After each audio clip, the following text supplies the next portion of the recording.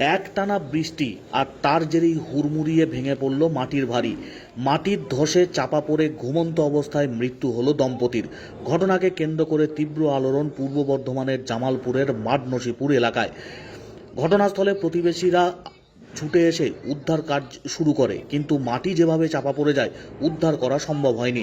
পরবর্তী সময়ে JCB machine নিয়ে আসা হয়। জেসিবির মাধ্যমে মাটি সরিয়ে মাটির নিচে থেকে গুরুতর জখম অবস্থায় দম্পতিকে নিয়ে যাওয়া হয় জামালপুর ব্লক হাসপাতালে। সেখানে চিকিৎসকরা তাদের মৃত বলে জানান। মৃত দম্পতির নাম পুলিশ সূত্রে জানা গেছে মোহাম্মদ ইউনুস মল্লিক, বয়স 60 বছর, এবং তার স্ত্রী রিজিয়া বেগম মল্লিক, আনুমানিক বয়স 53 বছর। জামালপুর থানার পুলিশ দেহ উদ্ধার করে জামালপুর থানায় নিয়ে যায়।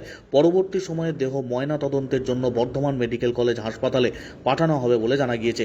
আকস্মিক এই ঘটনাকে কেন্দ্র করে সাত সকালে তীব্র চাঞ্চল্য পূর্ব বর্ধমানের জামালপুরের মাডনসিপুর এলাকায়। একটানা বৃষ্টি চলছে, তার জেরে বিভিন্ন জায়গা জলমগ্ন, আর অতিবৃষ্টির জেরে কাঁচা বাড়ি বিপজ্জনক অবস্থা তৈরি হয়েছে বিভিন্ন জায়গায়। তেমনি মাটির বাড়ির ধসে চাপা পড়ে ঘুমন্ত অবস্থায় মৃত্যু হলো এক দম্পতির। আকস্মিক ঘটনাকে কেন্দ্র করে শোকস্তব্ধ মাডনসিপুর গ্রাম। আমার দিদি আর জামাইবাবু ওরা আপনার 4:20 ঘর জমা করে মারা গেছে। মাটির বাড়ি ছিল? মাটির বাড়ি, মানুষের বাসিন্দা। ঘটনাটা বলতে আমরা 4:20 হয়েছে, জলমগ্ন বৃষ্টির জন্য ঘরটা একটা এক কামরা বড় বাড়ি,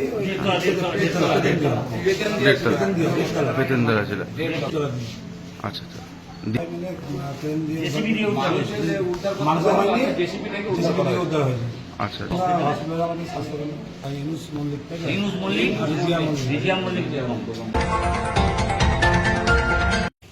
দেড়তলা বাড়ি, মাটির বাড়ি পড়ে গিয়ে এই বৃষ্টির জল আর কি উপরে পড়ে গিয়ে মানে ডেথ হয়েছে। ওরা ঘরের ভিতরেই ছিলেন, ঘুমাচ্ছিলেন কি? ঘুমাচ্ছিলেন, ঘুমানো অবস্থায় হয়েছে এবং ওনাদেরকে বার করা হয়েছে জেসিবি দিয়ে। মানুষের দ্বারা সম্ভব হয়নি, গ্রামবাসী কিছুই করতে পারেনি। জেসিবি নিয়েছে, তারপরে ওনাদেরকে বের করা হয়েছে। ঘুমন্ত অবস্থায় যাওয়া পড়েছে গিয়েছিল মানুষ পূর্ব বর্ধমান আসা হয়েছে হসপিটালে।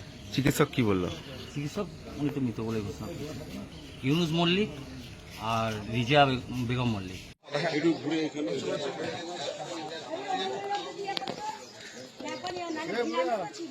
শুনতে পেয়েছিলি?